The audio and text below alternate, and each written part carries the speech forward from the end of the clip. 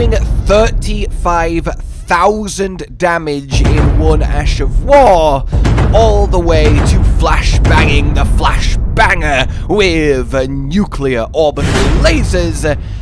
Yeah, this new patch has been very good to us. Hello my fellow Tarnish then, and welcome today to a collection of new builds that the patch has enabled and are pushed into the spotlight in a brilliant way.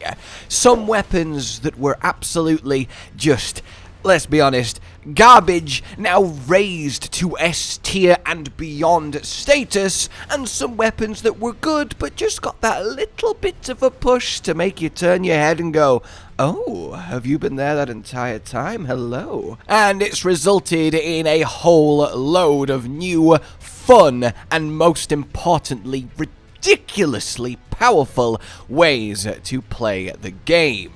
So without further ado then, let's get into this with a kind of fake fifth place, because it was going to be the Golem Fist build. Yeah, talk about zero to hero. But you may be like, oh, you haven't actually released this one yet, and you always link the actual detailed build in the description so we can go have a look and get a full understanding of what's going on. And oh, that was smooth, right? That was totally smooth. But the issue is, we're gonna hold back our take on the Golem Fist, which already is actually kind of ludicrous. Like, adding a hitbox to something that previously didn't a hitbox has historically made it ridiculous, and it really hasn't been different here.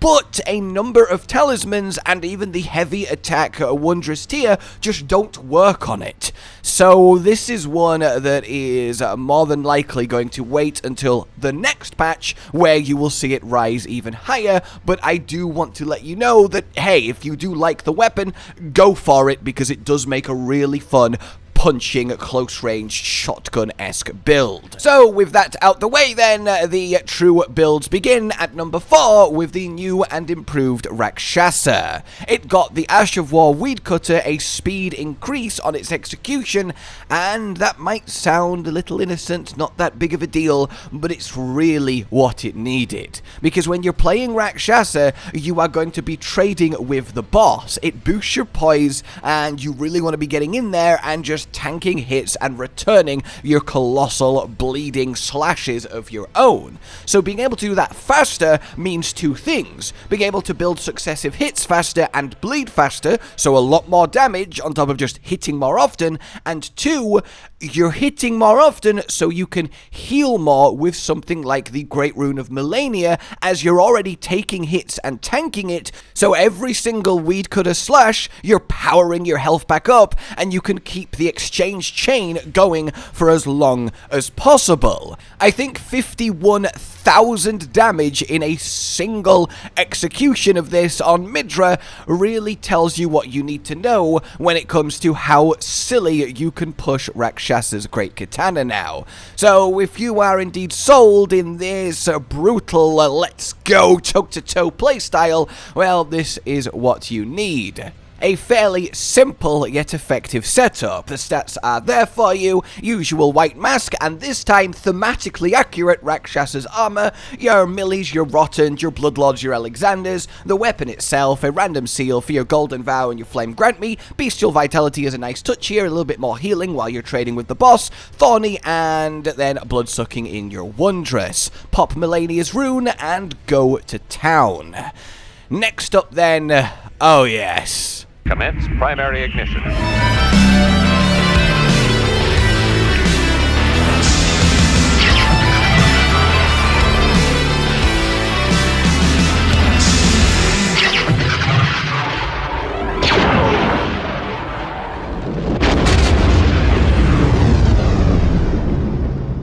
Light of Miquella. I think undeniably the coolest, at least visually and thematically, incantation in the game, and you could make an argument for a spell in general too. It is awesome. The orbital laser of light and then the extra little pew pew pew afterwards, it does so much damage, especially now because they have finally fixed the circlet of light to give it the damage buff it needs to really push it over the edge. Because mechanically, this thing has always been wonderful. It has got massive range, it has got a ridiculous size that it strikes, the follow-up beams are always going to add a ton of damage too if the boss stays vaguely in the area, but probably more than anything is you actually only need to do the first sort of half second of the cast animation for the full thing to still go off. You don't even need to combine it with the usual Endure Dagger, though we do, as you might as well, but you can cast it actually in tiny openings, and even if you nearly immediately get slapped out of it, you are still going to nuke the boss,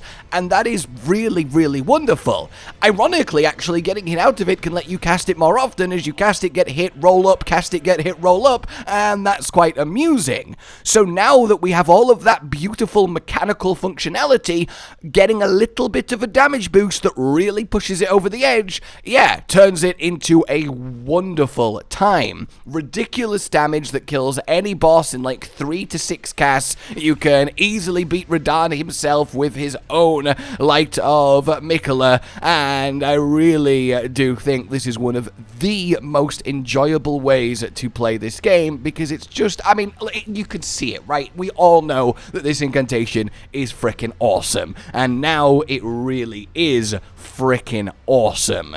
Not to mention, because you're standing still on the spot, casting it with its range and Endure Daggering, you can do things like cast the newly buffed minor Erdtree, you can put Holy Ground on the ground, you can give yourself Blessing of the Erdtree, and actually do some really fun stacking HP powering up, just ignoring the boss and repeatedly blasting it. And there's actually a lot of fun ways to take this. In any case, you can see now what you need in order to build it. The stats are there, the shield is just for the Holy Ground, the Sword of Light for the 20% body buff on holy damage, you've got your Endure Dagger, the circlet in question with Rakshasas, both incantation talismans, Holy Scorpion, and then the 4th talisman is honestly up to you.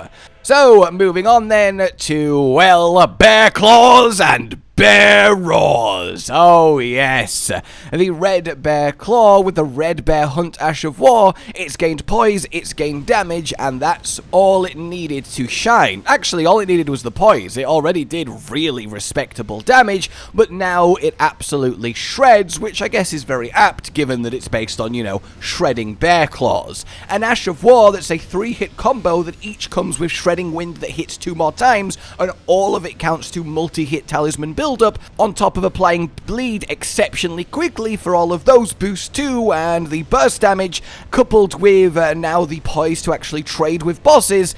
Yeah, you end up in a situation where you have one monstrously fun playstyle. And because you're powering up your AR so quickly from the Ash, your normal just strikes with the weapon are going to be really strong too, especially with how fast and dodgy the Beast Claw moveset is. But combining that with the Roar of Regalia, as we may as well, using the Strength Seal in conjunction with Bestial Incantations too, as they're a natural fit, we have this well-rounded actual build to use across levels and bosses. Any NPC invasion or boss fight or groups of trash on levels that can at all get knocked down, the Bear Roar trivializes now, because it actually does damage on top of its ridiculous knockback. Nothing can touch you or get to you, and that is so much fun as well.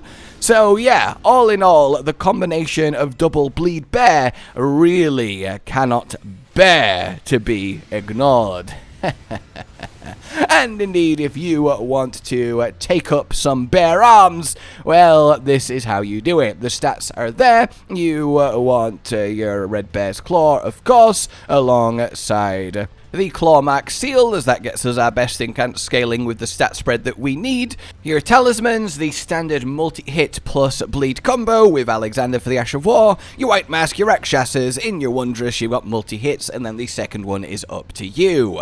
The spells required are your regular buffs, plus the Raw, Bestial Vitality, and then any other incantations you feel like that work with what you're doing here.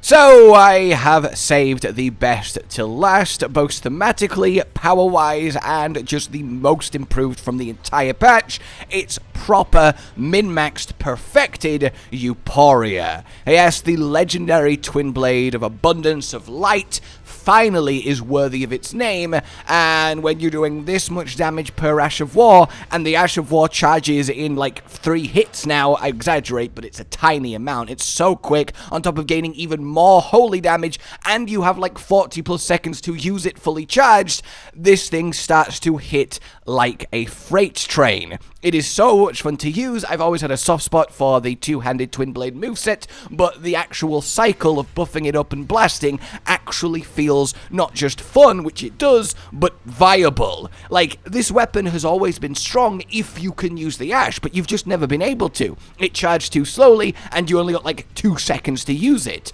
Those problems have been eliminated and then some, and it's gained a big damage boost buff just on top, because why not? So we fold in some running attack boosts with the leader armor, try and favor the running heavy R2, as it does a lot of damage on top of a lot of individual hits to charge up the weapon as fast as possible, and then we look for that opening and blast it off. You don't even need to get the full thing off to get the damage. You'll also do a fair amount of poise damage across using the weapon too, and there is no better punish for a downed enemy than, yeah, a full Holy Comet Azure-esque beam.